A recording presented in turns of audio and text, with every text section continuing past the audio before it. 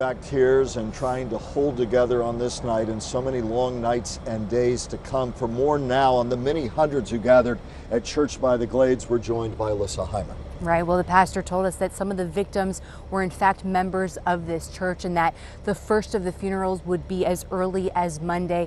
But tonight, so many gathered from all across the area to come here and support one another and turn to prayer to begin to ease the pain.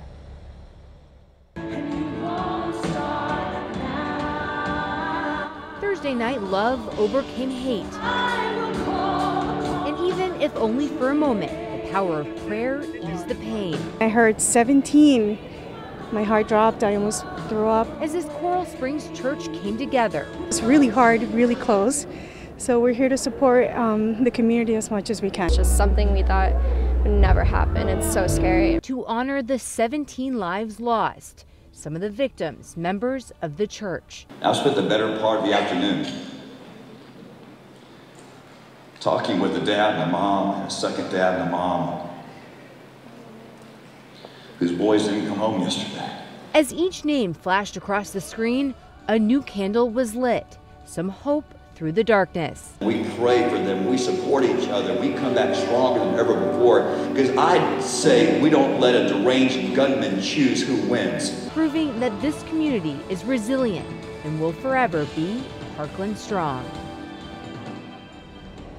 And of course, there were so many inside that had a personal connection to yesterday's tragedy, but then so many who came tonight who had no connection at all other than to come and support one another and again, to begin to ease that pain that will take, of course, so long to truly mend and heal as this community moves forward.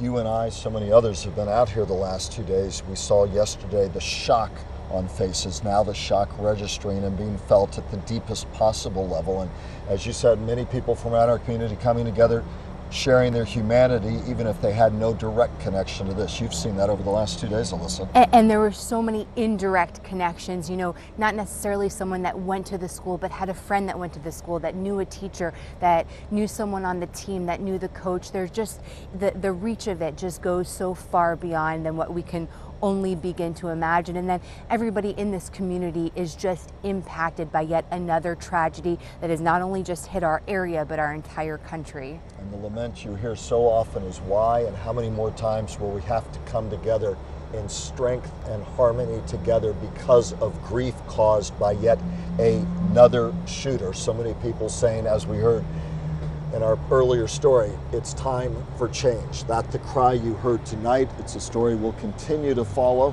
in the coming days, weeks, indeed months and beyond. But for now, as we move on, I'll have more on the timeline of this shooting a little bit later in the broadcast. But for now, Kelly, back to you.